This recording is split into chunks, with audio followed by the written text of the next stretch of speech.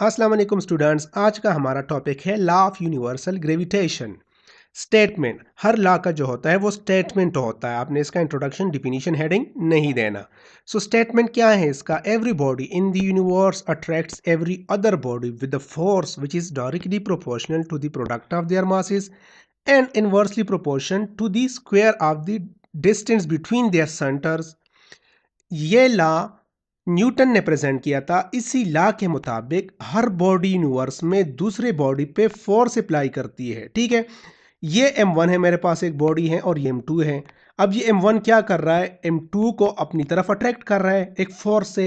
m2 क्या कर रहा है? m1 को अपनी तरफ अट्रैक्ट कर रहा है। ठीक है, तो ये जो जिस फोर्स से ये एक दूसरे को अपनी एक दूसरे की तरफ अट्रैक्ट हो रहे हैं, तो ये फोर्स बेसिकली किस चीज़ की इक्वल है? ये डायरेक्टली प्रोपोर्शन है प्रोडक्ट ऑफ देयर मासेस, मतलब m2 और m1 के मासेस के प्रोडक्ट के डायरेक्टली प्रोपोर्शन होगा। अगर ये मासेस बढ़ेंगे तो फोर्स बढ़ेगा। ठीक है, मासेस ये दोनों कम होंगे तो फोर्स क्या होगा? कम होगा। दूसरा किस चीज़ पे डिपेंड करता है? Inversely proportion to the square of distance between them. ठीक है, इन दोनों के सेंटर के दरमियान अगर डिस्टेंस बढ़ेगा तो फोर्स क्या होगा? फोर्स कम होगा, क्योंकि इनवर्स रिलेशन है। और अगर डिस्टेंस कम होगा तो फोर्स ज्यादा होगा। ठीक है, अब ये m1 m2 आपस में अट्रैक्ट हो रहे हैं, तो क्यों हो रहा है अट्रैक्ट? क्या इसमें मैग्नेट लगा हुआ है? क्या इसमें कोई फील्ड प्रोड्यूस हो रही है जिसकी वजह से एक दूसरे की तरफ अट्रैक्ट हो रहे हैं? तो आइए आइंस्टाइन के एक कंसेप्ट की मदद से समझते हैं। आइंस्टाइन ने कंसेप्ट दिया था कि every body in the universe produce और क्रिएट अ कर्वेचर। तो ये एक बॉडी है जिसने एक कर्वेचर प्रोड्यूस किया है। तो ये कर्वेचर बेसिकली क्या है? ये ग्रेविटी है, ये फोर्स है। तो अगर कोई बॉडी दूसरी बॉडी इस कर्वेचर में आएगी तो ये इसकी तरफ क्या होगी? अट्रैक्ट होगी। ठीक है, तो साथ ये भी एक कर्वेचर छोटा सा प्रोड्यूस करेगी। देख लिए, इस जो है इस m1 ने कर्वेचर प्रोड्यूस किया है, m2 ने कर्वेचर प्रोड्यूस किया है। तो ये क्या कर रहे हैं? आपस में अट्रैक्ट हो रहे हैं। इसी कर्वेचर में कर्वेचर की वजह से आपस में अट्रैक्ट हो रहे हैं। ठीक है, तो जितना बड़ा मास होगा, जितनी बड़ी बॉडी होगी, ठीक है, उतना ही ज़्यादा वो कर्वेचर प्रोड्यूस करेगा। मतलब उस उतनी ही ज़्यादा उसकी क्या होगी? ग्रेविटी होगी। उतनी ही ज़्यादा ग्रेविटी होगी। अब सन जो है मास के लिहाज से अर्थ से बड़ा है। सो सन क्या कर रहा है? बड़ा कर्वेचर प्रोड्यूस कर रहा है। वो अर्थ को अपनी तरफ क्या कर रहा है? पुल कर रहा है, अट्रैक्ट कर रहा है उसी कर्वेचर की वजह से। जो कर्वेचर बेसिकली है क्या? ग्रेविटी है। तो इस वजह से अगर मास छोटा होगा तो उसका कर्वेचर छोटा होगा, उसकी ग्रेविटी छोटी होगी, वो दूसरे मास को कम फोर्स से अट्रैक्ट करेगा। ठीक है, तो ये जो कर्वेचर प्रोड्यूस हो रहा है हर मास के सराउंड स्पेस टाइम में, ये बेसिकली क्या है? इसी वजह से दूसरा मास इसकी तरफ अट्रैक्ट होता है। यही अट्रैक्शन का बास बन रहा है। तो अब आइए इसकी डिराइवेशन की तरफ चलते हैं कि हमने law of universal gravitation derive किस तरह करना है। तो यूनिवर्सल लॉ ऑफ ग्रेविटेशन के मुताबिक जो ग्रेविटेशन फोर्स है वो दो चीज़ों पे डिपेंड करता है। Force is directly proportional to the product of masses. अगर मासेस बढ़ेंगे, m1 और m2 बढ़ेंगे तो फोर्स ज़्यादा होगा। दूसरा किस चीज़ पे डिपेंड करता है? Force is inversely proportional to the square of the distance between their centre. अगर इनके सेंटर के दरमियान जो डिस्टेंस है वो बढ़ेगा तो फोर्स क्या होगा? डिक्रीज होगा, क्योंकि ये इनवर्स रिलेशन में है। तो आइए अब इसको डिराइव करते हैं।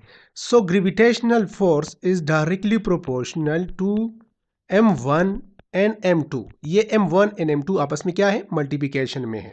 ये इक्वेशन 1 आ गया। अब gravitational force is inversely proportion to the square of distance between them.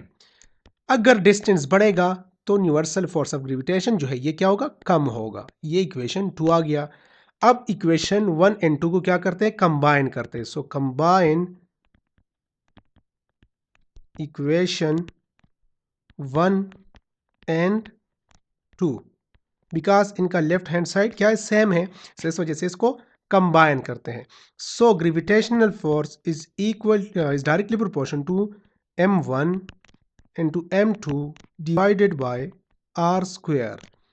अब ये साइन ऑफ प्रोपोर्शनलिटी को हटाते हैं और इधर पे क्या लगाते हैं? एक कांस्टेंट लगाते हैं k।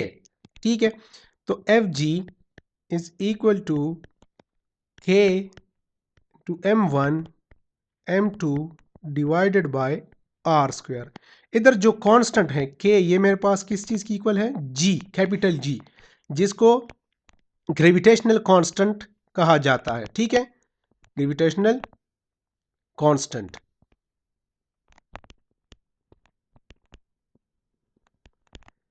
So F G is equal to capital G into m1 and m2 divided by R square.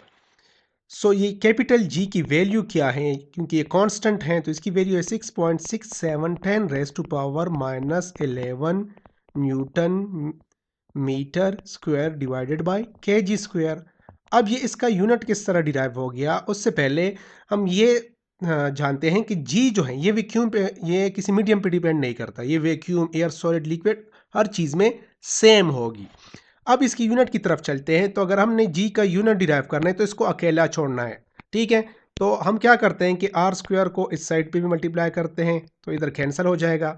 ठीक है, तो एफ जी क्या हो जाएगा, एफ जी मल्टीप्लाई बाय, इस साइड पे भी इसको मल्टीप्लाई करते हैं, R square is equal to capital G into M one into M two. अब क्या करते हैं कि m1 और m2 को बोथ साइड डिवाइड करते हैं, m1 इंटू m2। तो ये दोनों इधर क्या हो जाएंगे, कैंसिल हो जाएंगे और इधर आ जाएंगे। ठीक है, तो अब g क्या बन गया, capital G is equal to gravitational force multiply by R square divided by m1 and m2। So force का यूनिट क्या है, न्यूटन। ठीक है, डिस्टेंस है r, क्या है, डिस्टेंस है, इसका यूनिट क्या होता है, metre. So metre square.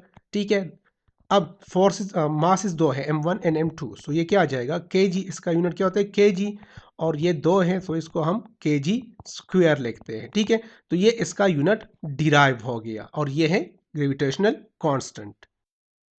Newton's third law of motion in law of universal gravitation, इन दोनों में क्या ताल्लुक है। तो सबसे पहले हम देखते हैं कि न्यूटन्स थर्ड लॉ क्या कहता है। वो कहता है कि every action is equal reaction but opposite in direction. तो ये यूनिवर्सल लॉ ऑफ ग्रेविटेशन के साथ कैसे ताल्लुक रखता है, देखिए ये m1 है तो ये m1 क्या कर रहा है, m2 को अपनी तरफ क्या कर रहा है, अट्रैक्ट कर रहा है। ठीक है, तो ये क्या हो गया, एक्शन हो गया, ये m1 का एक्शन है। ठीक है, इन रिएक्शन m2 क्या कर रहा है, ठीक है, m2 भी m1 को अपनी तरफ क्या कर रहा है, अट्रैक्ट कर रहा है। ठीक है, तो ये m2 के लिए क्या है, ये रिएक्शन है। ठीक है, एक्शन में वो m2 को अट्रैक्ट कर रहा है, इन रिएक्शन m2 इसको अपनी तरफ, m1 को अपनी तरफ अट्रैक्ट कर रहा है। ठीक है, तो ये जो है एक्शन एंड रिएक्शन फोर्सेस हो गए। तो हम इसको इस तरह भी लिख सकते हैं कि फोर्स जो m1 जो है m2 पे अप्लाई कर रहा है। ठीक है, तो इसको हम किस तरह लिखेंगे, F12। और इन रिएक्शन, ये एक्शन है, इन रिएक्शन क्या हो रहा है कि F2 क्या कर रहा है, F1 पे F1 पे फोर्स लगा रहा है। ठीक है, तो इसको हम किस तरह लगेंगे, F21। अब चूंकि ये अपोजिट डायरेक्शन में है, ठीक है, तो इस वजह से इसको हम नेगेटिव साइन से डिनोट करेंगे। F1 का डायरेक्शन इस साइड पे है, F2 का डायरेक्शन उस साइड पे है। सो ये दोनों इक्वल इन मैग्नीट्यूड हैं क्योंकि एक ही फोर्स है, यूनिवर्सल ग्रेविटेशन है। सो F12 या F12 is equal to F21। तो स्टूडेंट अक्सर कंफ्यूज होते हैं कि 12 और 21 क्या चीज़ है। ये 12 नहीं है, ये 21 नहीं है, बल्कि ये M1 M2 पे फोर्स इधर लगा रहा है और इधर M2 जो है M1 पे फोर्स लगा रहा है।